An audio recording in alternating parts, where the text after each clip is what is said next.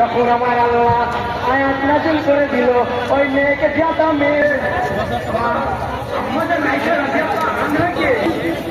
যেটা শেষ কথা বলতে চাইছিলাম আর বাড়াবো না, শেষ কথা নিশ্চিত শুনে আছে এখন সংবিধান এবং সেগুলোকে খুলে করতে পারবে।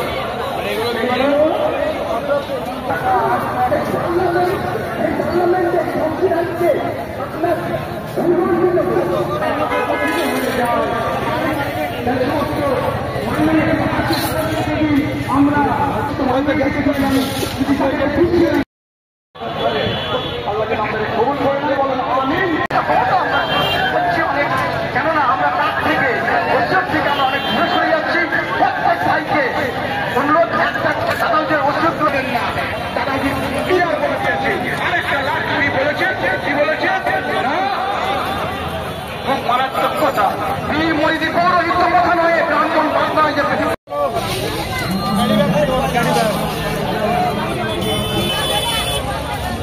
বলো তো ভাই আগে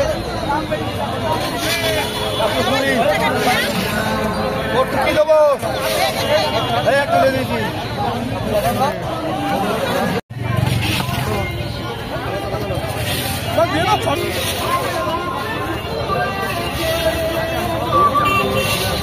ভালোবাসা কেমন নবীকে এমন ভালো দেখিয়েছিলেন, আশিটা একটা খাসি দিয়ে নবীকে ভালোবাসি তো একটা তকবীর তো নিজের দিল থেকে কেন আল্লাহ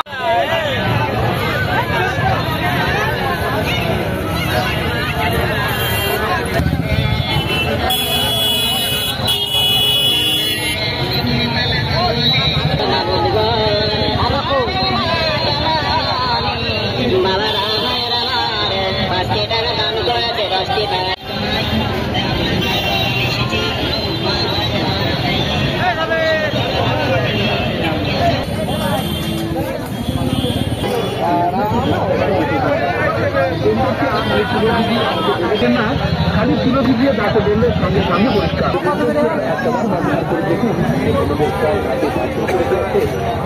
কাজগুলো পরিষ্কার করতে পারতেন না আমাদের এই দেশকে আর একটাবার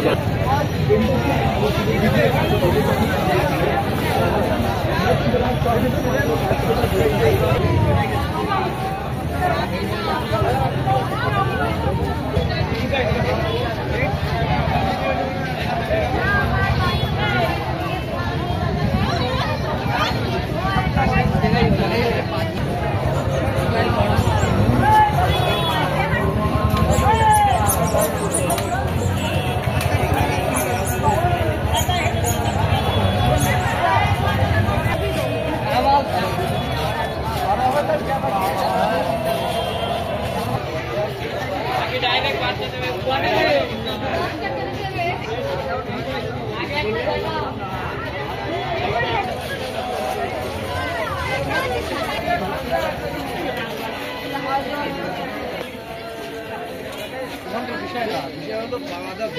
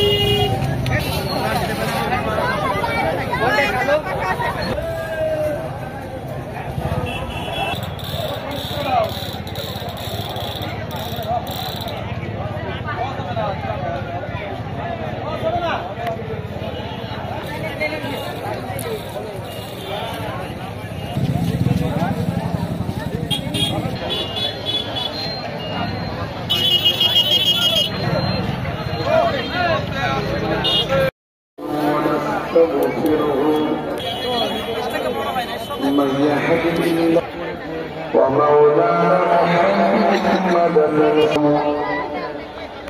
الذي أرسل يا أيها الذين آمنوا صلوا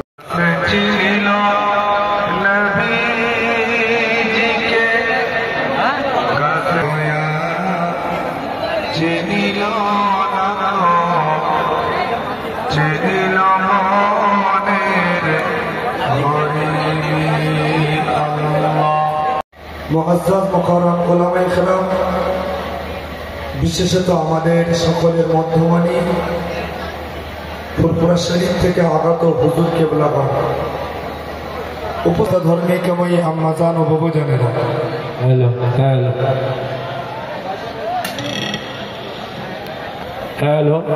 হ্যালো সমস্ত জনসাধারণের উদ্দেশ্যে বলা হচ্ছে, আপনারা যারা খেতে বসেছেন, আমাদের খাবার রান্না এখনো রেডি হয়নি। আমাদের তরফ থেকে খাওয়াবার জন্য আপনাদের বলা হয়নি। 12টার আগে আমরা খেতে দিতে পারবো না, কোনো রকম সম্ভব নয়। যারা বসেছেন মজলিসটাকে নষ্ট করছেন। মজলিসে বসে যান। 12টার আগে আমরা খাওয়া শুরু করতে পারবো না, কেন আমাদের যে পরিমাণ খাদ্যের প্রয়োজন সেই পরিমাণ খাদ্য আমরা এখনো তৈরি করতে পারিনি। অনুরোধ, আপনারা লাইন ভেঙে সামনে এসে বসে যান। আর এখানে পিঠে দাদা ভাই দাদা রয়েছেন, পীর সাহেবের অনুমতি মানুষ রয়েছে, তিনার অনুমতি ছাড়া কোনো মানুষকে কেউ বসাবেন না। এখানে দায়িত্বপ্রাপ্ত পীর দাদা ভাই দাদা আছেন, তিনাদের অনুমতি ছাড়া আপনারা কোনো মানুষ কাউকে বসাবেন না। পরিষ্কার কথা, 12টার আগে আমরা খাওয়ার ব্যবস্থা করতে পারবো না, কেন আমাদের রান্না রেডি হয়নি। আমরা কিছু মানুষকে খাওয়াবো,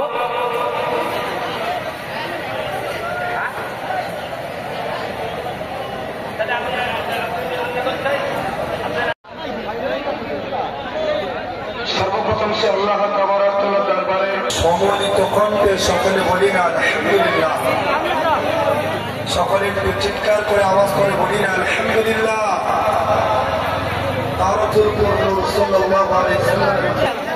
আমি আমার বক্তৃতার মাধ্যমে কোরআনুল কারীমের সূরা আল-ফাতিরের শুধু দোয়ার জন্য বরকতের নিয়তে দুই একটি কথা বলবো ইনশাআল্লাহ, খুবই স্বল্প সময়ের জন্য।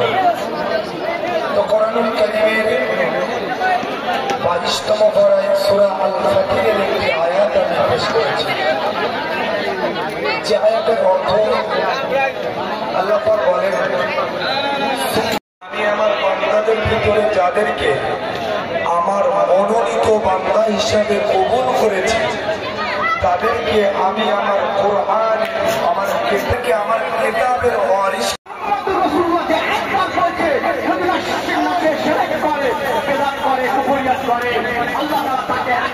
বান্দাদেরকে ঈমানের ওয়ারিস বানিয়েছেন।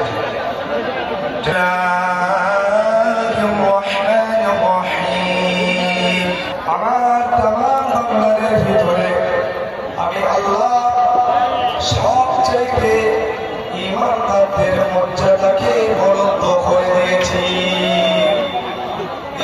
যত বান্দা রয়েছে আল্লাহর তামাম মহান আল্লাহ বলেন, আর তোমার ঈমানদার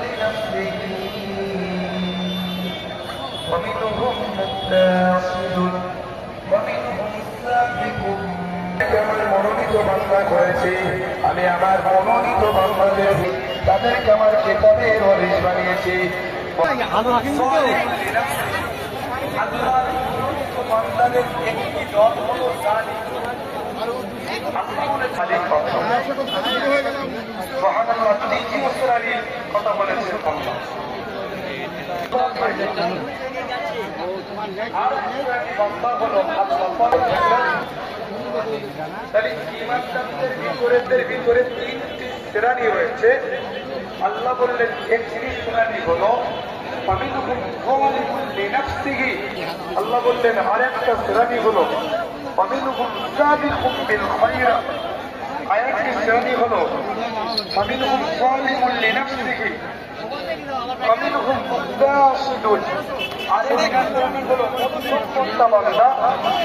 আর আল্লাহ পাক বললেন ফামিনহুম সাবিকুন রয়েছে যারা সাবিকুন বিল খায়রাত বিইذنিল্লাহ।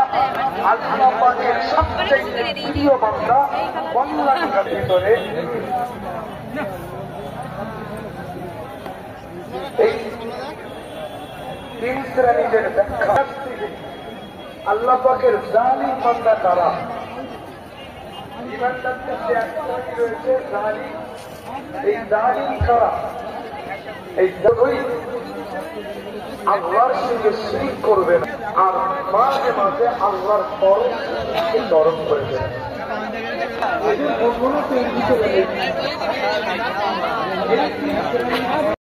বার্তালাতে এসেছে গভীর রাত্রিরে, অল্প সময়ের মধ্যে মেহমানদারি হবে। তার আগে দু একটা বার্তা দেবো আপনাদেরকে তার পক্ষ থেকে। একটু বেরিয়ে আসতে হবে, যারা যেখানে আছেন আগে আসলে আল্লাহ কবুল করে। আমরা মুজাদ্দিদ জামান কুতুবুল আলাম আমিনুল মুশরিকিয়া সম্পত্তি আইন করে নাই, তারই মধ্যে 60,000 একর সম্পত্তির উপরে বুলডোজার চালিয়ে সেটাকে ধূলিসাৎ করে দেওয়া হয়েছে। আমাদের পিঠটা দেওয়ালে ঠেকে গেছে। দলাদলি বন্ধ করেন, ইখতিলাফ বন্ধ করেন, ঐক্যের মঞ্চ তৈরি করেন। আপনি রাজনীতি করেন, পলিটিক্স করেন, রাজনীতির সাথে আপনি জড়িত আছেন, আপনি পলিটিক্সের সাথে জড়িত আছেন, যে কোনো দলের সাথে আপনি জড়িত আছেন, এটা আপনার রাজনৈতিক সিস্টেম পদ্ধতি। আপনার যে কোনো দলের পোশাক আপনার শরীরের মধ্যে আছে, যে কোনো কালার আপনি লাগিয়ে রেখেছেন, কিন্তু মনে রাখবেন জাতির স্বার্থে, কওমের স্বার্থে, মানুষের স্বার্থে, ভারতের সংবিধানকে বাঁচাবার স্বার্থে সমস্ত রাজনৈতিক পোশাক খুলে ফেলুন, সমস্ত রঙকে ধুয়ে মুছে ফেলুন। আপনি যখন রাজনীতি করবেন সেই কালারে আপনি রঙতে পারেন, কিন্তু যখন শরীয়তের উপরে আঘাত আসবে, দ্বীনের উপরে আঘাত আসবে, ইসলামের উপরে আঘাত আসবে, মৌলিক জিনিসের উপরে, ফান্ডামেন্টাল রাইটস এর উপরে যখন আঘাত আসবে, আমরা প্রত্যেকে ইগো প্রবলেম থেকে বেরিয়ে এসে একটা প্ল্যাটফর্ম দাঁড়িয়ে গণতান্ত্রিক প্রক্রিয়ায় সংবিধানকে সামনে রেখে আন্দোলনের মুখ তৈরি করতে হবে। আমার কথা বোঝা যাচ্ছে? আমার কথা বোঝা যাচ্ছে? স্পষ্ট বক্তব্য দিচ্ছি। আপনি তবলিগ, আপনি বেরেলি, আপনি ওয়াহাবি, আপনি আহলে হাদিস, আপনি জামাত ইসলাম, আপনি এই দল, আপনি ফুরফুরা, আপনি তমুক দল, আপনি হানাফি, আপনি শাফি, আপনি মালিকি, আপনি হাম্বলি, আপনার আকীদা আপনার কাছে রাখুন। কওমের সাথে, জাতির সাথে, মানুষের সাথে মাসলাক যার যার, ইসলাম সবার, এই প্ল্যাটফর্মে দাঁড়াতে হবে। কে কে রাজি আছেন হাতটা তুলে দেখা? কে কে রাজি আছেন হাতটা তুলে দেখা? তাকবীরে ধ্বনি দেন, নারায়ে তাকবীর, নারায়ে তাকবীর। একটা মানুষের জবান বন্ধ না থাকে, চিৎকার দিয়ে বলেন নারায়ে তাকবীর। মুসলিম ঐক্য বলেন এক হও। সম্প্রীতির বাতাবরণে দাঁড়িয়ে আমাদেরকে প্ল্যাটফর্ম তৈরি করতে হবে। আমরা কোন দলমতের বিরুদ্ধে নয়, প্রত্যেকটা দলমতকে আমরা সম্মান দেব, প্রত্যেকটা ধর্মকে আমরা তাদের জায়গায়, ধর্মীয় আচরণের জায়গায় আমরা তাদের প্রতি আমাদের সহানুভূতি থাকবে। আমরা সম্প্রীতির শিক্ষা, মানবতার শিক্ষা, ভ্রাতৃত্বের শিক্ষার উপরে দাঁড়িয়ে আছি। আমরা কোন ধর্মের বিরুদ্ধে নয়, কোন সম্প্রদায়ের বিরুদ্ধে নয়, কোন রিলিজিয়াসের বিরুদ্ধে নয়, কিন্তু আমার অধিকার আমাকে ছিনিয়ে নিতে হবে। আমার অধিকার আমাকে ছিনিয়ে নিতে হবে। ভারতের রেল ডিফেন্স সব থেকে বেশি সম্পদের মালিক, রেল আর ডিফেন্স। তারপরে সব থেকে সম্পদ ভারতের, সেটা হচ্ছে ওয়াকফ এস্টেট। 9 লক্ষ কয়েক হাজার একর সম্পত্তি আপনার আমার পূর্বপুরুষ, আপনার আমার পরবর্তী প্রজন্মের জন্য মসজিদ, মাদ্রাসা, মক্তব, ঈদগাহ, মুসাফিরখানা, এতিমখানা, কবরস্থানে তারা লিল্লাহিয়াতে দান করে গিয়েছে। এটা কারোর বাবার সম্পত্তি নয়, এটা মুসলমানদের রেখে যাওয়া তাদের পরবর্তী প্রজন্মের অধিকারের সম্পদ। মনে রাখবেন, এনআরসি, সিএএ, এনপিআর এটা আমাদের নাগরিকত্বের অস্তিত্বের লড়াই ছিল, আর ওয়াকফ বিল এটা আমাদের ঈমানের অস্তিত্বের লড়াই। কথা ঠিক বললাম না ভুল বললাম? প্ল্যাটফর্ম তৈরি করেন। এই কথাটা আমি যে বলছি, কে বলেছে আমাকে বলতে? সংবিধান বলেছে, আমাকে বলার রাইট দিয়েছে ডক্টর বি.আর. আম্বেদকর। তিনি তার রচিত ভারতের সংবিধান আমাকে রাইট দিয়েছে। আমি আমার অধিকারের কথা বলতে পারি। ভারতের নাগরিকের পরিচয় দিয়ে মুসলমানের কর্ম আমি এখানে এদেশে করতে পারি। এই রাইট আমাকে আমার সংবিধান দিয়েছে। যারা ওয়াকফের বিপক্ষে, ওয়াকফ বিলের পক্ষে, যারা বিলের পক্ষে যারা ভোট দিয়েছে, এরা ভারতের সংবিধানের বিপক্ষে ভোট দিয়েছে। কিন্তু বুঝতে পেরেছে? 1954 সালে স্বাধীনতার পরে ওয়াকফ এস্টেটের উপরে একটা অ্যাক্ট তৈরি করা হয়। পরবর্তীতে 1995 সালে আবার এটাকে সংশোধনীয় অ্যাক্ট তৈরি করা হয়। হিন্দু ভাইদের একটা সম্পদ আছে, সেই সম্পদটাকে বলে দেবত্র সম্পত্তি। সেই সম্পদের অধিকার তাদের, তারা তাদের ধর্মীয় পারপাসে ইউটিলাইজ করবে, ব্যবহার করবে।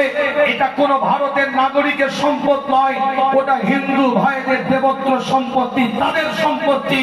আর মুসলমানদের ওয়াকফ সম্পত্তি, এটা ভারতীয় নাগরিকের সম্পত্তি নয়, এটা মুসলমানদের সম্পত্তি। মসজিদ, মাদ্রাসা, মক্তব, এতিমখানা, কবরস্থানের জন্য আপনার আমার পূর্বপুরুষ লান তানালুল বিররা হাত্তা তুনফিকু মিম্মা তুহিব্বুন, আল্লাহকে খুশি করার জন্য দান করে।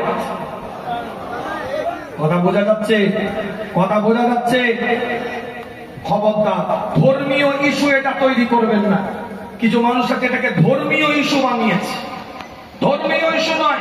মুসলিম পার্সোনাল ল আছে, শিখ পার্সোনাল ল আছে, জৈন পার্সোনাল ল আছে, বুদ্ধিস্টদের পার্সোনাল ল আছে। ভারতের সংবিধান হচ্ছে যেটা আপনার কি বলে ইউসিসি, ইউনিফর্ম সিভিল কোড, যেটা স্বীকৃতি করতে চাইছে। সেটা কি? এক দেশ এক আইন, এটা ইউনিফর্ম সিভিল কোড। সি আপনার কি বলে ইউসিসি। এটা করলে সমস্যা এ জায়গায় হবে, সংবিধান বিরোধী কার্যকলাপ হবে। কেন? সংবিধান বলছে ভারতে যে কোনো জাতের, যে কোনো ধর্মের, যে কোনো সম্প্রদায়ের মানুষ স্বাধীনভাবে গণতান্ত্রিক প্রক্রিয়ায় সাংবিধানিক অধিকারে সে নাগরিক হিসাবে বসবাস করতে পারে। যে যার ধর্ম, যে যার মতো ভারতবর্ষে সেটা মান্যতা দিতে পারে। এটা ভারতের সংবিধান ভারতের নাগরিককে অধিকার দিয়েছে। আমার কথা বোঝা যাচ্ছে? আমি কয়েকটা বার্তা দেওয়ার জন্য এসেছিলাম, দুই একটা কথা বললাম, দাঁড় করিয়ে রাগ করলেন, কষ্ট করলেন। আপনি আমার পীরের, আপনাদের পীরের আওলাদ মুজাদ্দেদে জামানকে ভালোবাসেন। দেশ স্বাধীনতার পূর্বে ব্রিটিশ শাসিত ভারতবর্ষের স্বাধীনতার পিছনে যেমন আমার পূর্বপুরুষের অবদান ছিল, সেই বংশের সন্তান আবার যদি দেশকে পরাধীনতার শেকড় করাতে চায়, আবারও ময়দানে নেবে, রক্ত দিয়ে আবার প্রমাণ করবো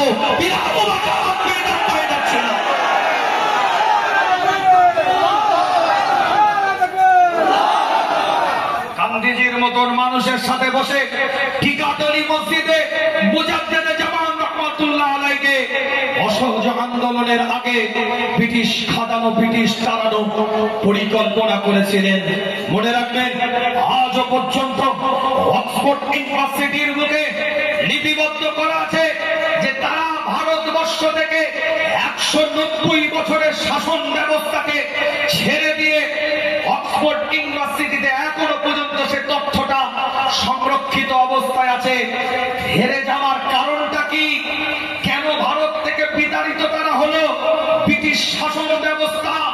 তারা বক্তব্য দিতে বলেছিল, যেদিন বুঝে গেছিলাম মুসলমানদের মধ্যে ঐক্যের আর ফাটল ধরাতে পারবো না, এখনো পর্যন্ত অক্সফোর্ড ইউনিভার্সিটির বুকে লেখা আছে, যেদিন আমরা মুসলমানের মধ্যে ঐক্যের ফাটল আর ধরাতে পারলাম না, অর্থাৎ মুসলমান যখন একটা প্ল্যাটফর্মে এসে গিয়েছিল, সেদিনে বুঝে গেছিলাম এই ভারতবর্ষ শাসন আমাদের আর বেশি দিন নাই।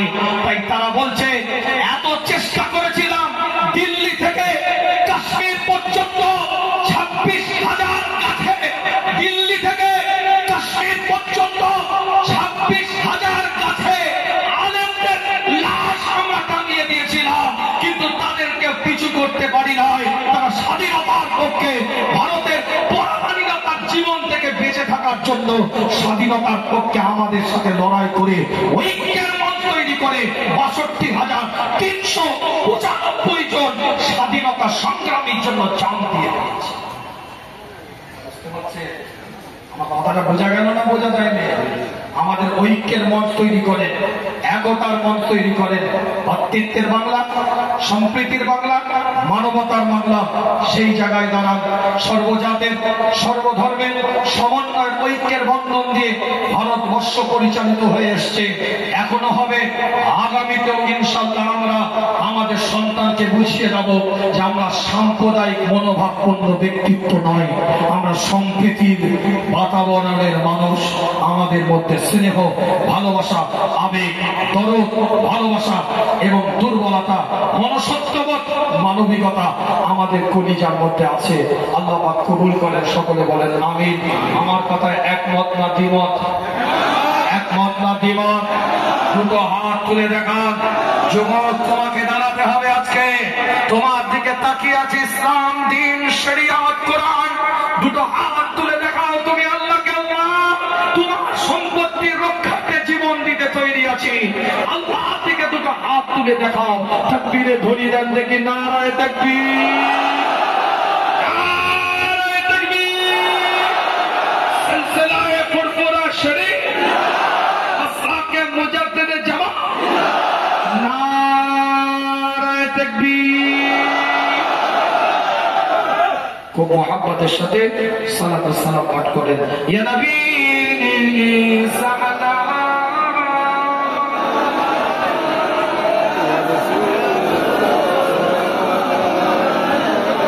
ইয়া হাবিব,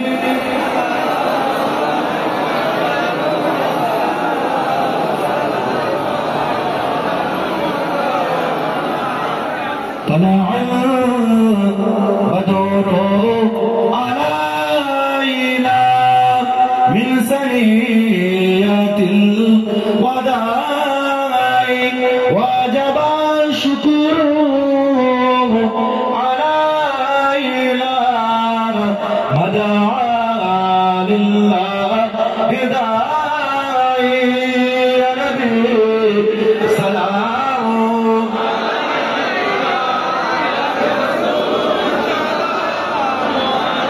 يا حبيب سلام صلوات الله عليك يا رب। 5,000 টাকা একজন ব্যক্তি, আজ 3,000 টাকা কেউ আছেন, 3,000 টাকা দেনেওয়ালা কেউ আছেন। এই প্রতিষ্ঠান, এই মাদ্রাসা থেকে ইসলামে সব বড় খরচ, লাখ লাখ টাকা খরচ। আমি তো ব্যক্তিগতভাবে পরিচালনা করি, আমি তো জানি সব হিসাব নেই, লাখ লাখ টাকা খরচ। একজন হাত তুলে বলেন আমি হুজুর 3,000 টাকা। একজন হাত তোলা যাবে? 3,000 টাকা দেনেওয়ালা তো আছে। 2,000 করে কেউ আছে দেখি, 2,000 করে পরে দিবেন, আস্তে আস্তে দিবেন, নিয়ত করেন, আল্লাহ পাক কবুল করেন। 1,000 করে কেউ আছে, একটু উঠে আসেন, 1,000 করে একটু উঠে আসেন, একটু দোয়া করি। মাশাআল্লাহ, এক চাচাজি আমার 200 টাকা, জোরে বলেন মারহাবা। আর এক ভাই আমার চাচাজি আমার 100 টাকা, জোরে বলেন মারহাবা। একটু হাতটা পাতলা, কেউ না দিয়া করবেন না, একটু আগে আসেন, একটু আগে আসেন, সকলে দিয়ে যান, কেউ না দিয়া করবেন না, সকলে দিয়ে যান। এক ভাই আমার 1,000 টাকা নগদ দিয়েছে, জোরে বলেন মারহাবা, নারায়ে তাকবীর। আর এক ভাই আমার 50 টাকা, জোরে বলেন মারহাবা, নারায়ে তাকবীর। একটু আগে আসেন, একটু আগে আসেন, কেউ না দিয়া করবেন না। একটু অনুরোধ করছি আপনাদের কাছে, ভিক্ষুকের নাই, ভিক্ষুকের নাই, কোরআনের জন্য, দ্বীনের জন্য, শরিয়তের জন্য, ইসলামের জন্য, আল্লাহ আল্লাহ রসুলের জন্য, এই কোরআনের মাহফিলে, শরিয়তের মাহফিলে একটু দিয়ে যান। আপনার পীরের রুহানি দোয়া চলছে। আমার যুবক ভাই 1,000 টাকা নগদ দিয়েছে, জোরে বলেন মারহাবা, নারায়ে তাকবীর, নারায়ে তাকবীর। আর এক ভাই আমার 100 টাকা, আর এক চাচাজি আমার 1,000 টাকা নগদ দিয়েছে, জোরে বলেন মারহাবা। আর এক চাচাজি আমার 350 টাকা, জোরে বলেন মারহাবা। এখানে স্ক্যানারও আছে, অনেকের পকেটে টাকা থাকে না, 500 টাকা। এখন আধুনিক যুগ, ফোন পের যুগ, গুগল পের যুগ, এখন সব স্ক্যানার। বলার ভুল হতে পারে, আপনার জানার ভুল হয় না, আমার শোনাবার ভুল হতে পারে, আপনার শুনতে ভুল হয় না, আমার চাওয়ার ভুল হতে পারে, আপনার দেবার ভুল হয় না। আল্লাহ আপনি মনের খবর জানেন, আল্লাহ আপনি অন্তর্যামী, আপনি দিলের অন্তরে খবর জানেন। আল্লাহ তোমার দিনকে প্রতিষ্ঠিত করার জন্য এদের পূর্বপুরুষরা পাগলের মতন দিয়েছে, এরাও ভুলে নেই, এনারাও ভুলেন নেই। যুবকেরা এসেছে, কত মানুষ যা আব্বা আসতো আর আসতে পারে না, আব্বা কাঁদছে, সালাম কাটিয়েছে, কত আবেগী কথা, বুকটা ভরে যাচ্ছে যে না, বাচ্চাটাকে পাঠিয়েছে যে যা তোর পীরের দরবার, যা ওখান থেকে দিন পেয়েছি, যা ওখান থেকে শরীয়ত পেয়েছি, যা ওখান থেকে কোরআন পেয়েছি, যা ওখান থেকে ঈমান পেয়েছি, যা শরিয়াতের আদর্শ ওখান থেকে পেয়েছি। বাচ্চাটাকে পাঠিয়েছে, নিজে আসতে পারেনি, চাচা আসতে পারেনি, ভাইবোকে পাঠিয়েছে, মামা আসতে পারেনি, ভাগনাকে পাঠিয়েছে, কত রকম দরদ। বলে মা দোয়া চেয়েছে, মা আসতে পারেনি, ছেলেকে পাঠিয়েছে। এটাই তো দরদ, এটাই তো ভালোবাসা।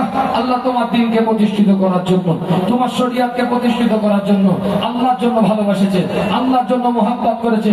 নাজাতে ওসিলা বানিয়ে দাও। আল্লাহ আরেক ভাই 100 টাকা, আরেক ভাই 50 টাকা, আরেক ভাই 100 টাকা, আমার ভাই আরেক ভাই আমার 100 টাকা, আরেক ভাই আমার 50 টাকা, আরেক ভাই আমার 200 টাকা, আরেক ভাই আমার 100 টাকা, আরেক ভাই আমার 100 টাকা, আরেক ভাই আমার 20 টাকা, আরেক ভাই আমার 200 টাকা, আরেক ভাই আমার 20 টাকা। নগদ জোরে বলেন মারহাবা, নারায়ে তাকবীর। আরেক ভাই আমার 50 টাকা। এই তো কি খবর? আল্লাহ পাক কবুল করেন আমার ভাই, খুবই মহব্বতের মানুষ। আরেক ভাই আমার 20 টাকা, আরেক ভাই আমার 50 টাকা, আরেক ভাই আমার 200 টাকা, আরেক ভাই আমার চাচাজি আমার 100 টাকা, আরেক ভাই আমার 100 টাকা, আরেক ভাই বাবু আমার 500 টাকা। শরীয়তকে প্রতিষ্ঠিত করার জন্য 1 টাকা হলো আমার হাতে দিয়ে যাবেন, 1 টাকা হলো আমার হাতে দিয়ে যাবেন, কেউ না দিয়া করবেন না। আল্লাহ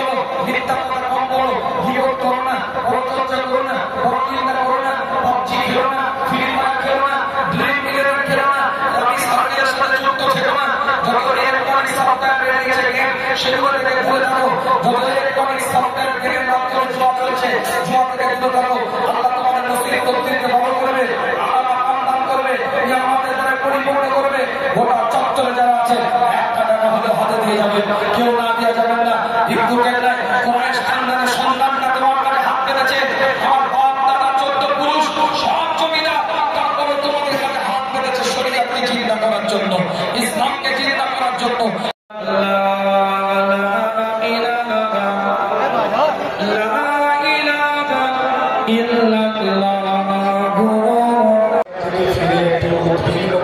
পর্যাপ্ত পরিমাণ বসার জায়গা আছে, আপনারা এসে বসুন।